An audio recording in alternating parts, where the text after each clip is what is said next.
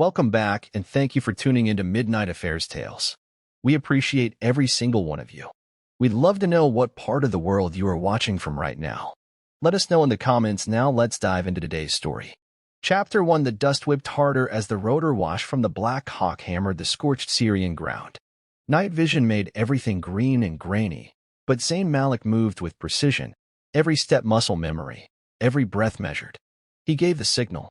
3 Rangers broke formation, fanned out to secure the perimeter. Packages inside. 10 meters, west corridor, his comms chirped in his ear. Zayn adjusted his grip on the rifle and moved. Inside the stone compound, the informant, an asset nicknamed Pilgrim, was supposed to be waiting. Instead, Zayn stepped into a trap. The hallway lit up, not with gunfire, with silence. Dead silence. Too clean. Too easy. No guards. No resistance. The unease coiled in his gut like a live wire. He signaled halt, but it was too late. The explosion tore through the west wall, swallowing 2 of his men in a flash of fire and concrete. His earpiece filled with screams and static. Zayn hit the ground hard, rolled to his feet, and pulled one of the younger Rangers behind cover. Bravo 6, respond. Repeat, respond. Nothing. He dragged the soldier, Vega, barely 24, toward the exit. Blood soaked Vega's side, but he was breathing. Another blast shook the compound. Zayn saw the Black Hawk lifting, without them. Negative evac. We're still inside, he shouted into the comms. The chopper kept rising. No reply. Through the broken wall, Zayn locked eyes with the only man still standing inside the compound. Pilgrim. But it wasn't fear in the man's eyes. It was recognition. You, Zayn said. Pilgrim smiled. You were never meant to come back. Then he pulled the pin on a grenade and disappeared into the smoke. 2 days later, Zayn Malik stood in front of a military tribunal at Ramstein Air Base. His uniform was clean, his record spotless, but his name was already being erased. Commander Malik, you're being held responsible for the failure of Operation Driftnet, a colonel read out loud. Failure. That's what they called it. All Zayn said was, my men were murdered. They didn't listen. Court-martialed. Dishonorably discharged. Pension revoked. Reputation erased. It took less than 15 minutes. The last thing they took from him was the flag from his unit's coffin ceremony. Folded. Neat. Worthless now. Wait. I need to tell you something important. Have you ever realized that you keep watching my videos but haven't subscribed yet? This video has reached this point, which means you're enjoying it. So why not subscribe? I have a big goal, 5,000 subscribers, and you can help me reach it. Think about it. If you don't subscribe now, you might miss my next big video. This is the moment. Hit that subscribe button now. Do it now. And don't forget to hit the bell icon so you never miss out. I know you'll do it. And when we hit 5,000 subscribers, I have a special surprise for you. Inside, the house smelled like lilacs and new money. Too clean. Too staged. Like no one really lived here. Then he heard her voice. Laughter. Alina. In the kitchen. Zayn walked in and stopped dead. She stood at the counter, pouring wine into 2 glasses. Behind her, a man stepped forward. Colonel Darren Reese. Zayn's former CO. His friend. His betrayer. Zayn. Alina blinked like she'd seen a ghost. Darren didn't blink at all. No words. Just silence. Then the sound of a child's footsteps upstairs. Aisha. His daughter. She stopped halfway down the stairs. Older now. 16. Her face froze when she saw him. Zayn's voice cracked. Hey, kiddo. She didn't speak. Just stared. Darren stepped forward. You should have called. You should have died in that blast, Zayn said flatly. Alina flinched. Darren's eyes darkened. There's nothing here for you anymore, Zayn, Alina said coldly. You're not the man you were. Zayn looked around the house. New furniture. Military medals displayed Darren's. His own photos, gone. Even the dog was missing. I buried my brothers for this country, Zayn said. You buried me before I even got home. Darren moved closer. Leave now. Don't make this harder. Zayn looked at his daughter one last time. She hadn't moved, but her eyes had changed, locked on him, like she was searching for something under the surface. As Zayn turned to go, a folded note brushed his palm. Aisha had passed it to him in the briefest second of contact. Outside, he opened it in the dark. Inside was a flash drive. And a single line, "You need to see this." But not here. The motel room off I-95 smelled like cigarette smoke and bleach. Zayn pulled the curtains shut, set up his old laptop, and plugged in the flash drive. A video loaded. Night footage. Security cam. Grainy but clear. Darren Reese. Sitting at a table with a man Zayn recognized from military briefings, an arms broker flagged for illegal ops. Darren leaned in. He won't survive the op, make sure of it. Another file. Emails. Transfer logs. A doctored version of Operation Driftnet's mission plan, with his unit marked as expendable. Zayn's pulse slowed, not sped up. Rage didn't flood him. It crystallized. He picked up his phone. The only contact he still trusted, an old field medic who owed him a favor. "I need a body," Zayn said. "One that'll burn beyond recognition." 3 days later, the news spread like wildfire. Former Ranger commander killed in fiery crash. Body unrecognizable. Dog tags found at the scene. Funeral pending. Zayn watched the coverage from a diner booth wearing a trucker cap and tinted glasses. He didn't blink once. Across from him, Aisha sat with her hoodie up. "You sure you want to do this?" she asked. Zayn sipped his coffee. "They erased me," he said. "Time to return the favor." She slid over a second flash drive. "Then we start here. With everything Mom doesn't know I copied." He looked at her, really looked at her. She wasn't a kid anymore. There was steel in her eyes. And pain. And loyalty. Zayn nodded once. Then they disappeared into the night. This time on their terms. This time as ghosts. The gala shimmered with glass and ego. Held in a luxury ballroom in Georgetown, the event was a fundraiser for Wounded Warriors Reimagined, a nonprofit Darren and Alina had co-founded. Chandeliers sparkled. Camera crews hovered. Everyone wore the same fake smile. Zayn slipped in through a service entrance, dressed as a catering staffer. Black shirt, apron, clipboard in hand. Head down, eyes always moving. The badge said Marco. It had belonged to the real server, now sleeping off sedatives in a motel 10 miles away. Zayn didn't need a plan tonight. He just needed a look, a feel, a read. From the corner of the room, he watched Alina at the podium. She wore white. Always white. Her signature color for sympathy. Purity. Innocence. "Our veterans deserve more than medals and silence," she said. "They deserve our respect and our resources." Applause. Zayn saw the lie in every clap. Darren stood beside her, one hand on her back. Polished. Confident. He worked the room like a politician, every handshake calculated, every smile rehearsed. Then a man caught Zayn's attention, broad, clean-cut, with an accent under the surface. Foreign. A quiet exchange between him and Darren ended with a slip of paper. Not a donation. A deal. Zayn made a note. As Alina stepped off the stage, her heel turned just slightly. Enough for her to stumble, only for Zayn to be there, catching the tray before it spilled. "Careful," she said without looking at him. Zayn said nothing. But as he turned away, she hesitated. A flicker of recognition. He vanished into the crowd before it could become suspicion. The safe house was buried under 2 layers of concrete and one abandoned auto shop. Inside, black light glowed from server towers. Screens ran endless lines of code. A slender figure in a hoodie, mid-20s, tapped keys like a pianist lost in tempo. They called her Carbon. No last name. No records. Paid in untraceable crypto. If she liked you, she'd show you what the government deleted from your history. Aisha did the intro. "Carbon, this is Zayn." Carbon looked up. Dead got resurrected. Zayn handed her the flash drive. She jacked it into her system and leaned back. A slow smirk spread across her face. Well, what have we here? Dozens of files opened. Deployment logs, satellite captures, altered field reports. Embedded metadata revealed falsified dates. Signatures that didn't match. At the center, Operation Driftnet. "This was a weapons test," Carbon said. "Experimental drone AI. They fed your unit into it like meat into a grinder." Zayn studied the screen. The footage showed a simulation where the drones targeted friendlies. "This shouldn't exist," he said. Carbon didn't argue. "They tested war crimes on Americans. Covered it by faking your screw-up. And now your old friend? He's selling the tech." Zayn's jaw tensed. Carbon kept digging. "Also found this offshore accounts. Big transfers.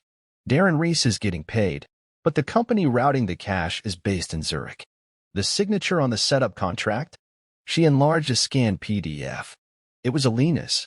No doubt. Zayn didn't react. Just stood there, stone still. Carbon looked up. What now? Now, he said, we let them think they've won. Wesley Beckett hadn't spoken to anyone in 3 years. The former intelligence analyst lived in a cluttered bungalow in rural North Carolina. His yard was ringed with motion sensors and rusted satellite dishes. Wind chimes clinked over boarded-up windows. Tin foil peeked from under the curtains. He only opened the door when Zayn said, "Driftnet." Inside, the smell of old newspapers and cat litter clung to every surface. Wesley's hands trembled as he poured stale coffee into chipped mugs. "I told them it would backfire," he said without prompting. "Told Darren too. They don't test death like it's software." Zayn said nothing, just listened. "They fed bad coordinates into autonomous weapons. Said it was a stress test. I ran the real numbers. Your team was off course by 90 feet. But instead of correcting, the drones adjusted, classified you all as hostile. They watched you die in real time." Zayn stared into his coffee. Why? Because it gave the drone makers a perfect data point. Can AI override human command? And you were the answer. You were supposed to be ghosts. No body, no inquiry. Wesley handed over a file, handwritten notes, old tapes, mission codes. "You're the last one left," he whispered. "Now you know why." Zayn stood. "You should leave town." Wesley smiled, tired. "There's nowhere to go." Zayn didn't argue, just left. 3 blocks away, a suppressed shot cracked the silence. Zayn spun, ran, reached the house in seconds. Too late. Wesley Beckett lay slumped in his chair, eyes open. Clean headshot. No struggle. No sound. Just gone. Zayn stood in the doorway, staring. And then he whispered to the empty room. "Now it's personal." The graveyard was quiet, the kind of quiet that pressed down on your shoulders like guilt. Zayn stood between 2 headstones, Sergeant Vega and Corporal Hensley. He remembered the way Vega bled out in his arms, eyes wide, not scared, just confused. Hensley had died with a joke half formed on his lips. Now, they were just dates carved in stone. He crouched, ran his fingers along the engraved names, then pulled a folded sheet from his coat. Inside were 7 names, his entire unit. All dead, all buried under lies. He placed a red thumbtack next to each one on a printed map of the U.S. families. Wives, parents, sisters, widows. He started visiting. He didn't tell them everything. Just enough. Enough to make them angry. Some slammed the door in his face. Some cried. But some leaned in, listened, and said the words he needed to hear. "What do you need from me?" 3 weeks later, he sat across from Maria Hensley in a Kansas diner. She was mid-30s, wearing a weathered army jacket and a stare that could split brick. She pushed a folder toward him. "Insurance reports. None of it adds up. They paid me hush money." Zayn nodded. "You ready for this?" Her smile was bitter. "I've been ready since the knock at my door." She was the first to sign the witness affidavit. She wouldn't be the last. A freight elevator groaned as it descended into an underground maintenance facility outside Baltimore. Zayn had the contractor zip-tied to a chair, ex-military, private intel now, covered in tattoos and false bravado. The man sneered. "You don't scare me. You're supposed to be dead." Zayn didn't raise his voice. "I'm not here to scare you. I'm here to make you famous." He set a phone on the table, hit record, then placed the flash drive next to it, showing the files. "Your name's on the logs," Zayn said. "You falsified the drone data. You cleared the kill order. You doctored the sat feeds." The contractor's smirk faded. "Confess now," Zayn continued, "and maybe the feds get to you before someone else does.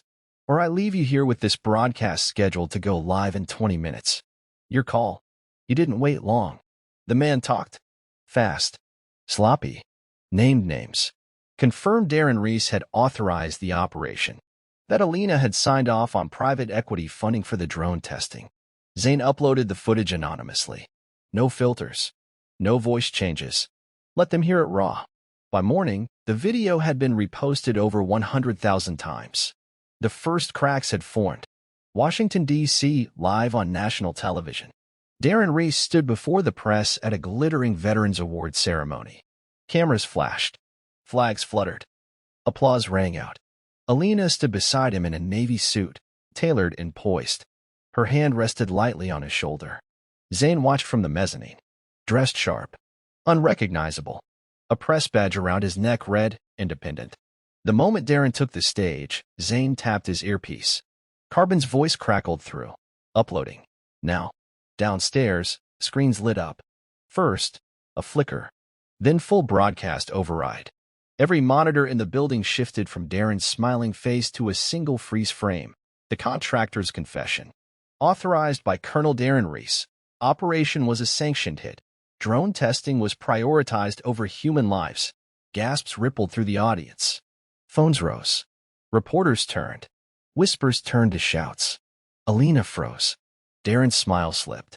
Zayn stepped back into the crowd, face calm. He didn't need to gloat. The truth was loud enough.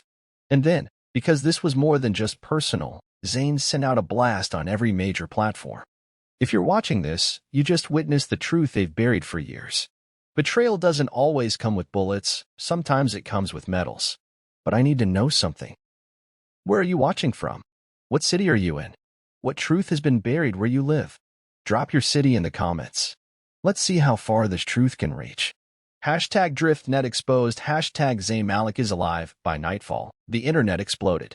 Chicago, Delhi, Johannesburg, London, Karachi, Manila. The ghost had spoken, and the world was listening. The bank didn't even call them first. Darren and Alina were halfway through breakfast, matching robes, smoothies on the balcony of their McLean mansion, when the first alert hit her phone. Unusual activity on account number 4763, frozen for investigation. She dismissed it. Then another. And another. She looked up, eyes narrowing. Darren's phone buzzed too. Same alert. Different accounts. He opened his banking app, thumb hovering. Password rejected. He tried again. Still locked?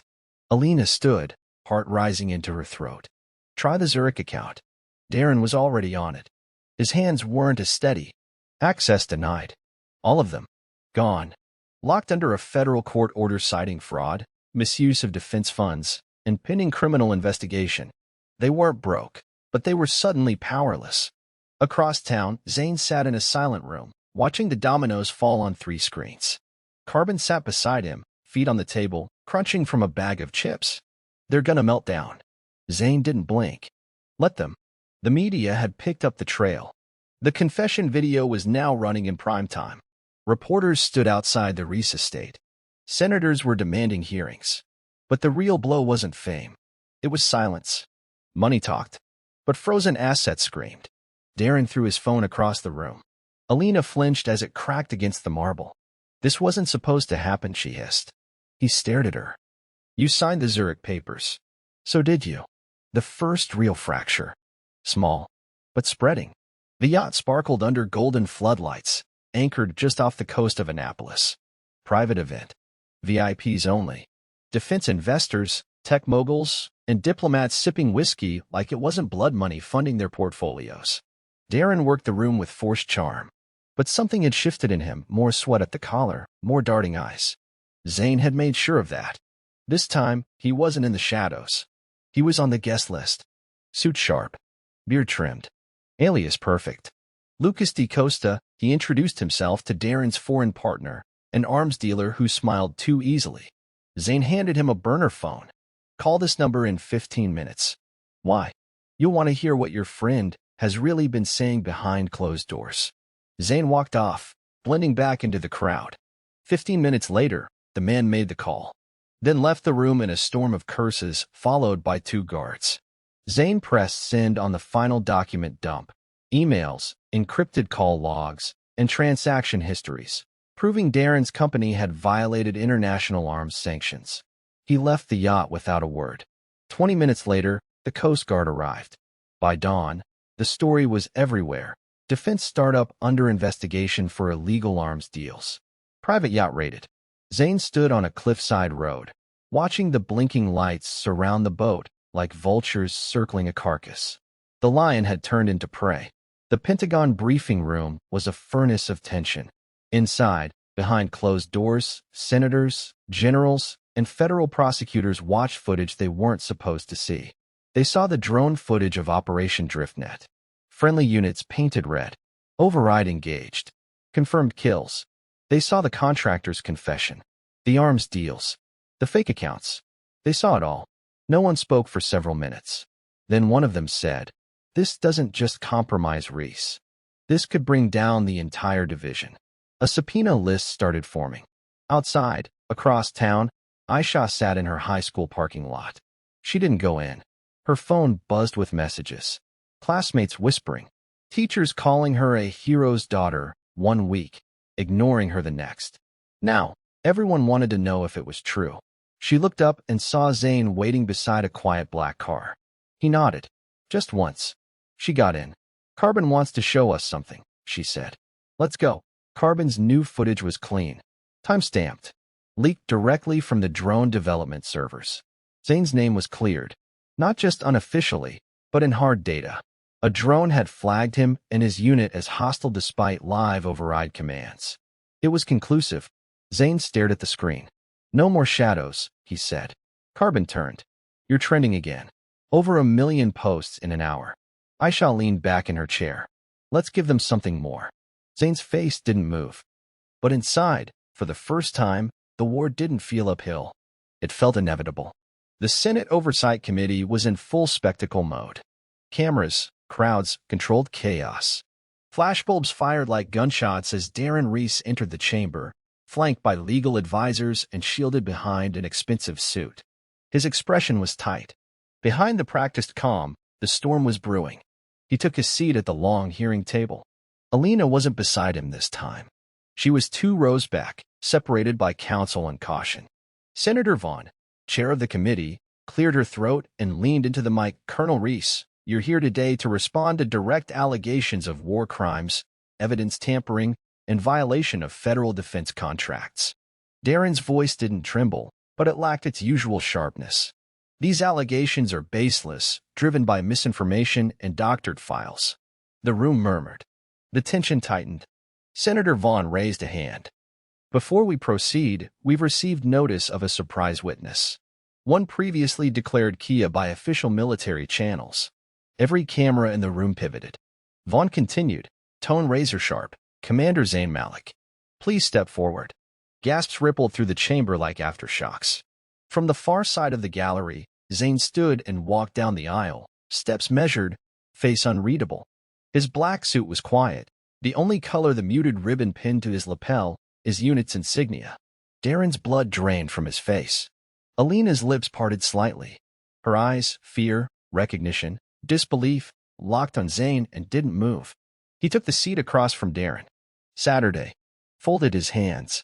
Looked the man dead in the eye. Then he spoke into the microphone. "You left us to die. And now, you'll watch the truth survive us." The deposition room was cold. The walls were bare. No audience here, just attorneys, a recorder, and the 2 people who'd once built a life together. Zayn and Alina. She wore black. Subtle.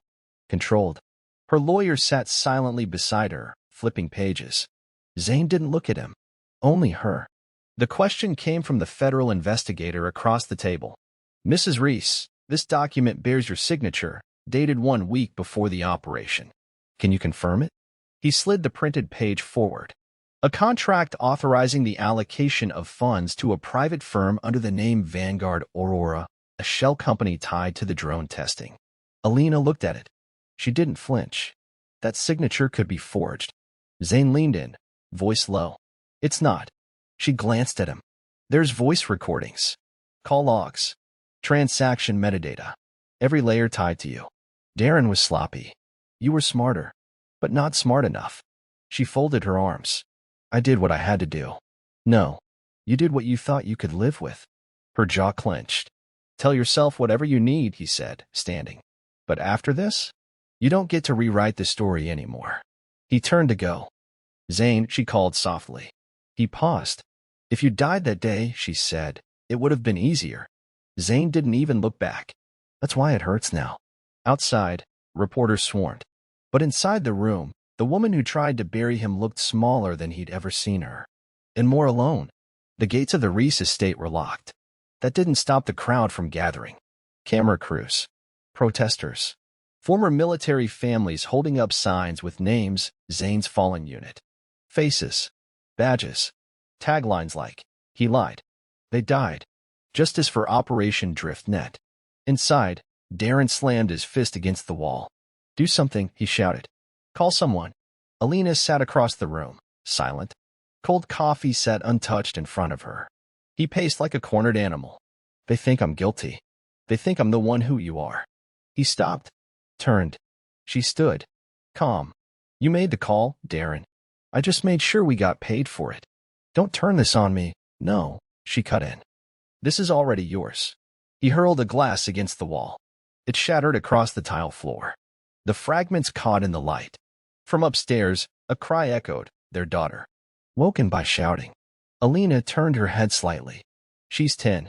She's already afraid of you." Darren looked at her like a stranger. The room felt like a grave. Outside, child services pulled up. Zayn watched from across the street, out of sight. Didn't interfere. Didn't gloat. He watched the girl be led out gently, bundled in a coat too big for her. Alina didn't fight it. Darren did. But only with words now. Powerless words. The house of glass had cracked. Now it was caving in. It wasn't a battlefield. Not this time. It was a high school gymnasium in Fairfax, turned makeshift memorial hall. Rows of folding chairs. A podium. A projector screen looping the faces of 7 soldiers lost in Operation Driftnet. Their families sat in the front row. Zayn stood at the back, arms crossed, watching. He hadn't planned to speak. He didn't come for attention. But someone asked, quietly, just before it began. "You're the only one left," Maria Hensley had said. "They deserve your voice." So now he stood at the podium. He didn't use notes. "I won't talk about heroism. They weren't heroes. They were brothers. Friends. Some were angry. Some were tired. Some were trying to get home. But they all wore the same uniform." The room held its breath. "I was told their deaths were necessary. Strategic. Clean. But war isn't clean. And betrayal leaves a different kind of wound." He paused, scanning the crowd. The silence was thick, respectful.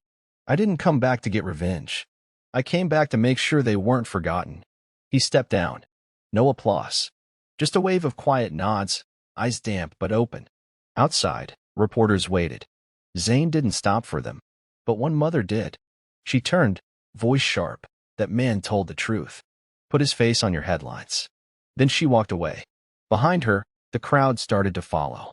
The silence had broken. The warehouse reeked of oil and rust. A husk of a place that hadn't seen light in years. Zayn waited in the center, alone, unarmed. Darren arrived late, flanked by 2 private security men who didn't get within 30 feet. He looked thinner, less certain, his power worn down to posture and habit. "This is how it ends," Darren said. "In a warehouse like some bad movie?" Zayn didn't answer. He pulled a folder from his coat and tossed it on the floor between them. Divorce papers, arrest warrants, asset seizure filings, full list of your sealed deals. You don't get to run. You don't get to talk your way out. Darren didn't move. "You're bluffing." Zayn stepped forward once. "I'm breathing," he said. "That's proof I'm not bluffing." He turned to leave. "You came all this way just to serve me papers?" "No," Zayn said. "I came to let you live." Darren's face twisted. "You think you've won." Zayn didn't stop walking. "I'm not playing your game anymore," he said. "But you'll spend the rest of your life explaining why you lost." The live stream began with a single camera. One mic. A tight shot of Aisha sitting in front of a plain white wall. She wore no makeup. No special lighting. Just her eyes and her voice. "My name is Aisha Malik," she said, steady and clear. "My father was declared dead 3 times. Once by war, once by betrayal, and once by silence." Comments flooded the screen in real time. She continued. "Today, I'm launching a platform called Project Echo. It's a space where whistleblowers, veterans, and silenced survivors can tell the truth without fear. No more erased names. No more cover-ups." She clicked a button. Dozens of pre-recorded testimonies went live. Former contractors, army wives, nurses, intel officers, each one echoing parts of the DriftNet scandal and others like it. Some people say the system is too big to fight. Aisha said. But my father fought it by surviving it. I plan to fight it by exposing it. Then she leaned forward. And if you're watching this, if you were silenced, overlooked, discredited, send us your truth. No more shadows. It went viral within the hour. Zayn watched from his quiet cabin, the screen flickering in front of him. He didn't say anything. He didn't have to. His daughter had found her war. And she was winning. The cabin sat alone on a stretch of coastline where the woods met the sea. No streetlights. No traffic. Just the sound of gulls and waves. Zayn chopped wood out back. His sleeves were rolled up. The axe thudded into the stump with clean rhythm. One strike at a time. Not angry. Not rushed. Just real. A stray dog wandered into the yard, thin but alert. Zayn tossed it a strip of jerky without breaking pace. It didn't run. Just settled down near the porch. Inside, the house was simple. Wood panels. A small fireplace. No war medals. No headlines. Just photos. His unit. Aisha. A cracked Polaroid of him and his daughter at a carnival, taken years before everything fell apart. Then came a knock. He opened the door. Aisha stood there. Hoodie, backpack, headphones around her neck. Older now, not in years, but in weight carried. They didn't speak at first. Just hugged. She stepped inside. Looked around. Smiled. Nice place, she said. Quiet, he replied. She walked to the fireplace and stared at a photo. You think it ever really ends? She asked. Zayn thought for a moment, then shook his head. No. But sometimes it stops chasing you. They sat on the porch together, dog curled up at their feet, the sound of ocean filling the gaps between words. They didn't need more. At the National Archives, the air was always cool, like the building itself refused to forget. Zayn stood in front of a new display. Operation Drift Net, the hidden war beneath the title. A plaque listed names, his unit. Each one restored. Cleared. Honored. A small digital screen beside it played footage, declassified clips, testimony excerpts, a clip from Aisha's live stream that had now become part of a defense ethics documentary. A tour group moved past. A boy stared up at Zayn's photo on the wall. Is that you? He asked. Zayn nodded. Did you win? Zayn knelt slightly. I remembered them. That was the mission. The boy smiled, then ran to catch up with his parents. Zayn stayed a little longer. He didn't take photos. He didn't post anything. He just stood still and let the weight slide off his shoulders, slowly, finally. The waves were calm this time. Zayn walked along the beach at sunrise, boots pressing deep into the wet sand. He didn't carry a weapon. No phone. No comms. Just a worn jacket and a mind no longer at war. From his back pocket, he pulled a small envelope. Inside, the final letter from one of his soldiers. Unsent. Found in the after-action cleanup. Zayn had read it once. Now he read it again. If you're reading this, I didn't make it. And that's okay. We knew what this was. But if you're alive, please make it count. Don't just survive. Change something. Zayn folded it carefully and placed it under a smooth stone by the shore. The tide would come in. Wash it. Bury it. But not erase it. He looked up. The sun crested the horizon, golden and clean. Justice hadn't been loud. It hadn't been fast. But it had come. And Zayn Malik, betrayed soldier, lost father, hunted ghost, was finally a man with nothing left to hide from. Only something left to live for. Fade to black. The Hague. International Tribunal. The courtroom didn't look like justice. It looked like theater. White stone. Glass walls. Interpreters in booths. Every movement tracked. Every breath recorded. Darren Reese sat at the defense table, hands clasped too tightly. His suit was perfect, but his posture betrayed him. Eyes bloodshot. Skin pale. Alina sat behind a layer of bulletproof glass. No longer a co-founder. No longer a wife.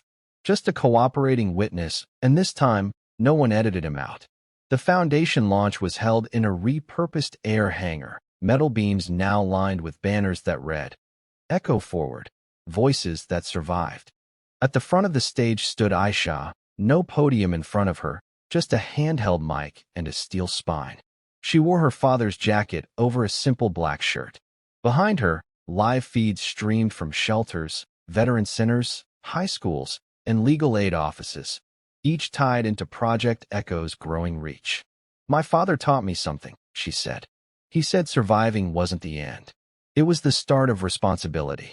She let the silence breathe before continuing. We're here because justice isn't a single event. It's a relay. Someone carried the truth this far. Now it's our job to carry it further.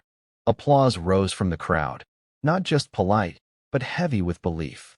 Zayn watched from a corner of the stage, hands in pockets, not there to speak, just to see it, real, breathing, working. The organization was already processing cases, new protections, independent investigations, a place where silence didn't win. He'd fought a war for truth. His daughter turned it into infrastructure, and legacy, finally, had a shape. 5 years later, a documentary aired on every major platform. DriftNet, The Shadow War Exposed, narrated by a voice Zayn didn't recognize. Younger, fierce.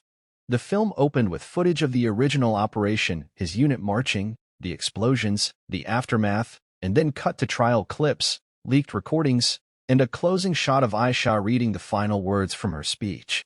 Zayn watched it from the same coastal cabin, same beach, same quiet.